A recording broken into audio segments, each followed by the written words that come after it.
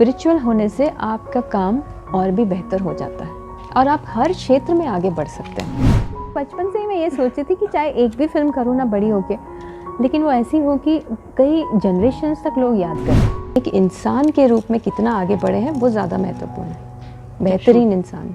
नमस्कार, मैं हूँ ग्रेसी सिंह और आप देख रहे हैं नवभारत टाइम्स ऑनलाइन। बहुत सुंदर और जैसे सपने देखते हैं वैसा ही लगा। बचपन में कभी नहीं सोचा था इतना हम काम करेंगे और इतने सारे किरदार निभा के जो कुछ हम चाहते हैं करना वो किया, जिसमें खुशी मिली वही किया। जी ऐसा बिल्कुल भी नहीं है। मैंने जैसा कहा कि जिसमें मुझे बहुत खुशी मिली मैंने वही काम किया और बहुत समय तक मैं फिल्में करती रही, 2000 से लेके 2007-8 तक, और उसके बाद भी बहुत सारी भाषाओं में भी की, बंगाली, तेलुगु, पंजाबी, कन्नड़ा। तो उसके बाद फिर जो मैं करना चाहती थी आध्यात्मिकता में और अपने आर्ट एंड कल्चर में, मुझे उससे बहुत लगाव था और फिर मैंने स्टेज परफॉर्मेंसेस शुरू किए। अपना एक ट्रुप बनाया है जिसमें हम माइथोलॉजिकल स्टोरीज़ और मोटिवेशनल स्टोरीज़ पे यूथ बेस्ड कुछ मैसेज के साथ हम इंडियन आर्ट एंड कल्चर का प्रदर्शन करते हैं, क्लासिकल डांसेस के साथ। पूरी तरह से माता ही करती है। मैं एक इंसान से भगवान बनना बिल्कुल आसान नहीं है। जब तक उनका आशीर्वाद नहीं मिलता ये कार्य इतनी सरलता से नहीं होता। तो मैं महसूस करती हूँ कि ये माता खुद आके अपने आप करती हैं। बहुत खुशी होती है। सबसे ज़्यादा खुशी मुझे ये किरदार करके होती है। मैं नहीं चाहती थी कि मैं बहुत कुछ मना करूँ, पर जो भी किया उसमें मुझे बहुत बहुत संतुष्टि मिली। यही कारण है कि ये संतोषी माँ ने मुझे चुना है, क्योंकि वो एक यादगार बना।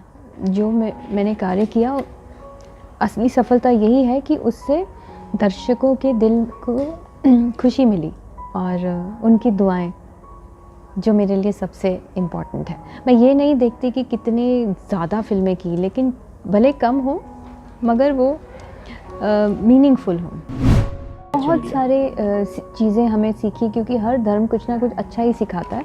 तो यही कारण था कि मैं हमेशा अच्छाई उसमें ढूंढती थी।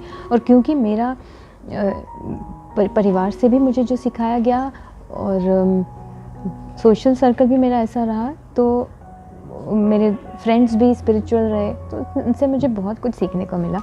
क्योंकि ऐसा नहीं है कि आप स्पिरिचुअल हो जाए तो प्रॉब्लम्स नहीं आती, उससे भी ज़्यादा बड़ी बड़ी प्रॉब्लम्स आती हैं, लेकिन आप में इतनी शक्ति आ जाती है कि आप उसका सामना कर सकते हैं। आप मायूस नहीं होते, डिप्रेस नहीं होते, और स्ट्रेस जो आजकल इतना बढ़ गया उससे आप थोड़ा रिलीफ मिलता है। तो स्पिरिचुअलिटी बहुत इम्पॉर्टेंट होती है। बहुत सारे हॉबीज़ हैं हमारी, डांस, म्यूज़िक, इंटीरियर डिज़ाइनिंग और स्पोर्ट्स। बहुत सारे ऐसे हमारे हॉबीज़ हैं। अब कुकिंग भी शुरू हो गया। ब्रह्मा कुमारीज़ में जाती हूँ तो हम वहाँ पे कितनी सारी एक्टिविटीज़ हैं हमारी। ये डिसाइड करना बड़ा मुश्किल है, लेकिन मैं कुछ ना कुछ चिकित्सा के फील्ड में ज़रूर होती। मुझे अच्छा लगता है कि कोई अगर मुझे अपनी प्रॉब्लम बताए और मैं उसको सॉल्व करूँ, तो शायद डॉक्टर होती, कोई होम्योपैथी डॉक्टर या कोई योगा टीचर, ऐसा कुछ। बहुत ही दुख देने वाली घटनाएं हैं और इसके लिए जितना भी कड़े से कड़ा हमारा कानून बन सकता है वो होना चाहिए। सबसे पहला हमारा यही स्टेप हो कि बेटी को कैसे सुरक्षित करें, जन्म से लेके उसके बड़े होने तक उसकी सुरक्षा हमारे देश के लिए सबसे ज़्यादा महत्वपूर्ण है। क्योंकि हर एक लड़की में एक देवी का रूप होता है, एक माँ का रूप होता है, तो उसका सम्मान करना हमें इस देश में सबको सिखाना है। तो यही हमारे ये अनुरोध है कि कानून बहुत ही कड़े बने और बेटियों की सुरक्षा हो। इस कहानी में भगवान खुद अपने भक्त की रक्षा करने धरती पर आते हैं और उसे कठिन समस्या से निकालने में मदद करती है। और व्रत की जो कथाएं हैं प्राचीन काल से हमने सुनी है, उसका आध्यात्मिक रहस्य क्या है और उसका महत्व हमारे जीवन में एक प्रैक्टिकल महत्व है कि उससे क्या परिवर्तन आ सकता है।